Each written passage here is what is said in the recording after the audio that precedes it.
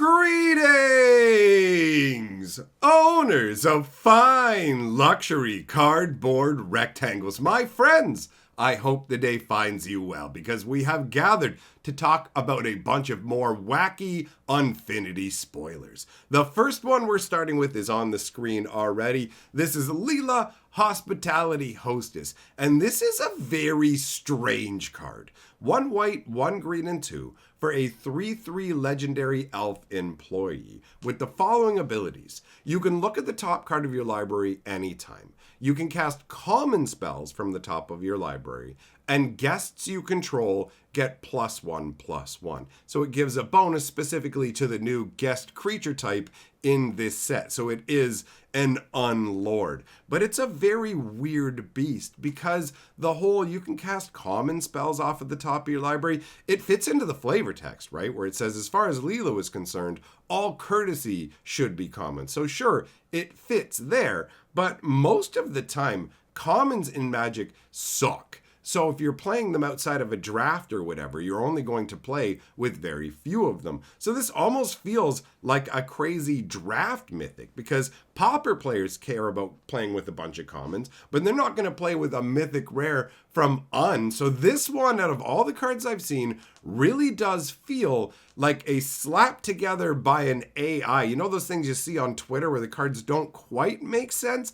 This has that kind of a vibe, right? And she's just, I guess, giving the greatest hospitality to this common little child. I'm not 100% sure what's going on in the artwork. She's just showing her around. This is like a Make-A-Wish. That poor child, they're going to throw her out into space.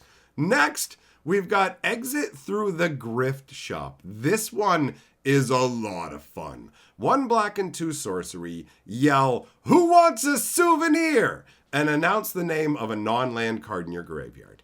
Each player in an ungame who can hear you may bid life. You start the bidding at 0. The high bidder loses life equal to the high bid. They copy the card and may cast the copy without paying its mana cost.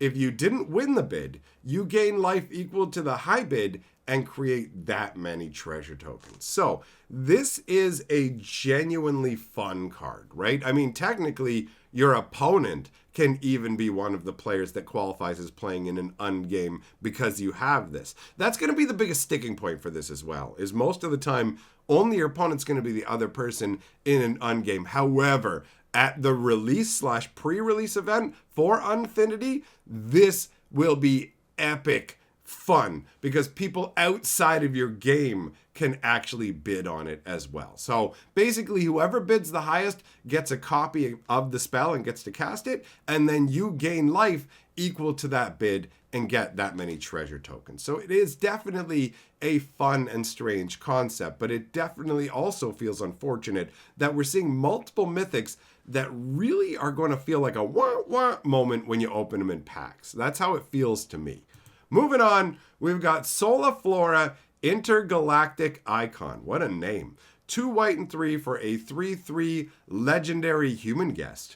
Auras and equipment you control attached to Soliflora to Soliflora Intergalactic Icon affect other creatures you control as those auras and equipment were attached to them.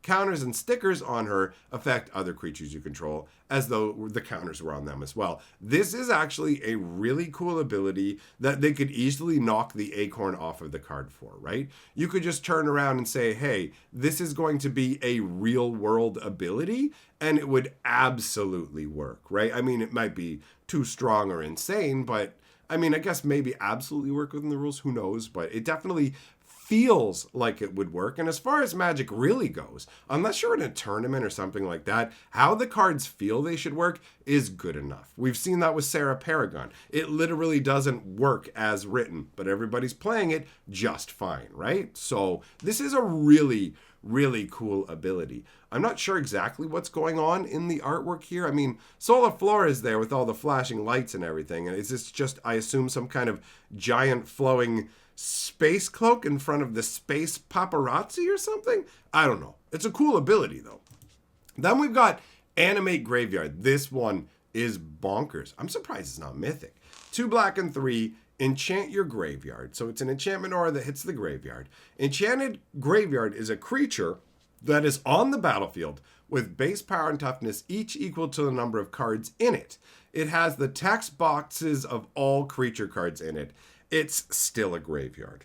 If Enchanted Graveyard would leave the battlefield, instead, exile Animate Graveyard. So your graveyard just sticks around, and it's just a gigantic creature based on the number of cards in your hand. It's like my mind is reeling at the possibility of all of the different text boxes from all of the creatures that are in there. It literally makes my brain stop and stutter for a moment. The artwork is pretty insane too. This is some kind of gigantic necro robo clown out in space made up out of a bunch of dead bodies of, I guess this is a gigantic zombie clown robot made out of the dead bodies of zombie clown robots.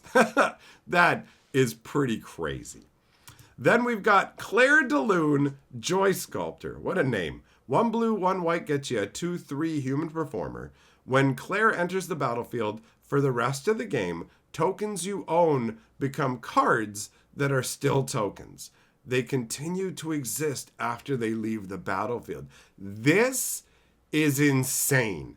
This is crazy bonkers. Tokens turning into actual objects that persist beyond the battlefield is nutso. I love this so much. Like, this is such a cool ability. Very, very, very though. This is a rules nightmare in regular Magic, but awesome. Very cool.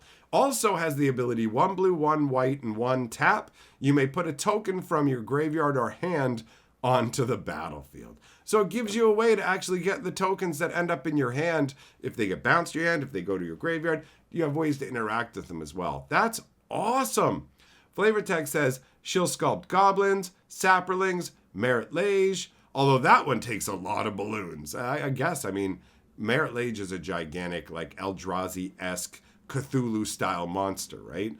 This is fun. You have a balloon sculptor that makes magical balloon sculptures. Yes, that's great. That fits so well for the carnival, and I love the ability. After that, we've got Tug of War, Beef Boy Tuggin'. 1 green and 4 for a sorcery that says players play a sub-game starting at 5 life, and with up to 3 permanent cards with different names from their main game library on the battlefield. So what it's saying here is when you start the sub-game, grab what's left of your deck, go through it, pick up to 3 permanents, put them onto the battlefield. And as the sub-game ends, the winner chooses one of the cards they put onto the battlefield as the sub-game began and puts it onto the battlefield rather than shuffling it into the library. So you're going to play a side game using what's left of your deck. You're going to pick 3 cards from that are permanents, put them into play, and play a game of Magic from the very get-go with the rest of your deck. So take what's left of your deck after you've taken those permanents out, shuffle it up, put it aside, draw a brand new hand, play a brand new game against your opponent. You both start at 5. Whoever wins that game gets to pick one of the permanents that they put on the battlefield with Tug of War, and it comes into play in the main original game. This is a really fun sub-game concept that is strong, but not too strong, right? And look at that beefy tug action. You gotta love it. Moving on, we've got Night Shift of the Living Dead. 1 black and 3 for an enchantment with a very interesting ability. After you roll a die, you may pay 1 life. If you do, increase or decrease the result by 1. Do this only once each turn. So obviously, this is going to dovetail very well with trying to visit attractions because you roll a 6-sider to visit attractions, and being able to bump the result one way or the other is a big deal. And the fact that it also generates creatures, whenever you roll a 6, create a 2/2 black zombie employee creature token. This thing has great flavor, right? You've got the living dead that are working here. When you roll 6s, you've got more employees showing up to work the attractions. I like that. It's cool. This is a funky little idea. After that, we've got Don't Try This at Home. 1 red and 1 for an enchantment that says, whenever a hot source you control would deal damage, it deals that much damage plus 1 instead. Something is hot if it has hot things in its art, like fire or explosions. That's a really fun concept. 1 red and 1, sack, don't try this at home. It deals damage equal to twice the number of hot cards in your graveyard to target creature or planeswalker. It's a fun twist on the idea of burn spells. Normally, it would care about instants or sorceries, and in this case, you have a bunch of goblins breathing fire, and I guess it's not going so well, because look at Buddy in the back. He's caught himself straight up on Flamage. Now, to me, this is an alright card. It's not too exciting. It's also not terrible. After that, we've got one I'm super excited about. That is Opening Ceremony. This is such a cool card.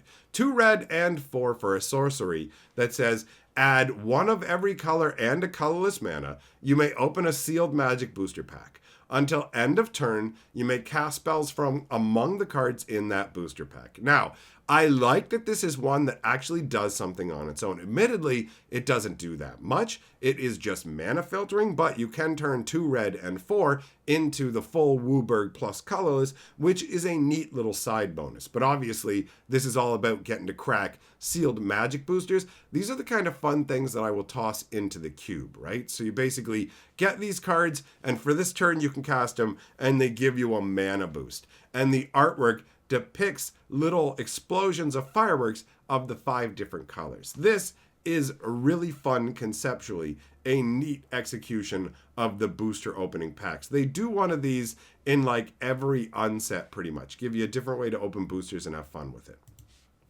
Then we've got Truss, the Chief Engineer. 1 black and a blue for a 1/3 Vidalcan rogue employee. Whenever Truss enters the battlefield or another creature dies, put a hack counter on him. Remove X counters and pay 2, and add or subtract X from a number or number word on target spell or permanent until end of turn. This effect can't reduce a number below 1 or a number word below 1.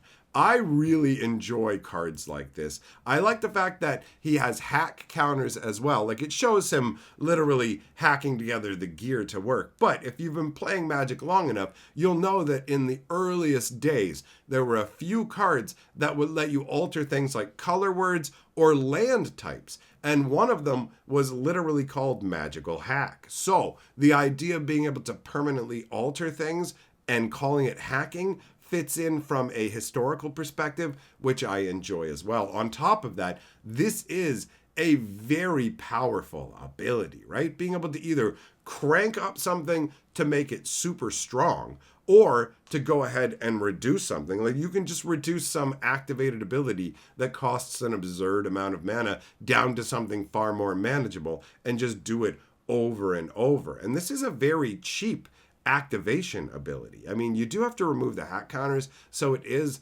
somewhat limited. I don't know exactly how far it'll go, but it feels pretty neat as a concept, right? I would toss this into the cube and give it a go. After that, we've got Attraction Action. Cover the Spot. This one is actually a common, but because it makes me think of Chaos Orb, I wanted to talk about it. So, on this, with a visit, you drop 3 cards you own from outside the game, one at a time, onto the playing area from at least a height of 1 foot. And that is what the original Chaos Orb required. But you also had to make sure that the Chaos Orb like flipped over while it was falling, and that isn't a requirement here. You literally just have to drop it from a particular height. So, if the cards completely cover the spot, claim the prize. Now that's interesting because it seems like it will actually be pretty difficult to accomplish. Cover the Spot is a full-sized Magic card, and you only have 3 regular full-sized Magic cards. Try it yourself. Put a card down on the table, pick 3 Magic cards from a foot in the air or 0.3 meters if you're Imperial, and see if you can actually cover it. It's really not as easy as you think. Now the prize you get is 4 coupons, and then you can put a sticker on a non-land permanent you own. Then you sacrifice Cover the Spot and open an attraction. I like that the attractions constantly replace themselves, so you have this variation in what's going on. And it also means that you can't just sit there and abuse the attractions. This one isn't super strong. It's just a neat little concept, right?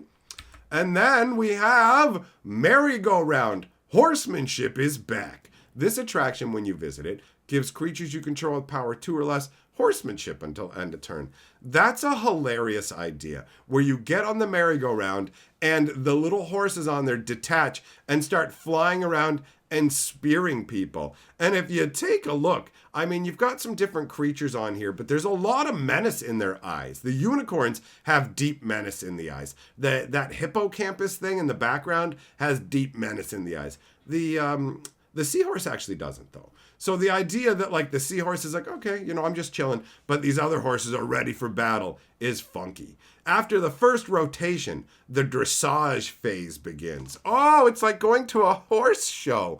All right, well, that's all the spoilers I had to talk about. So, big thank you to all of my patrons for being amazing enough to support this channel. You guys are awesome. Thanks for coming by, everybody. And I will see you all for the next batch of Unfinity spoilers. If you haven't seen the previous one, playlist on the screen.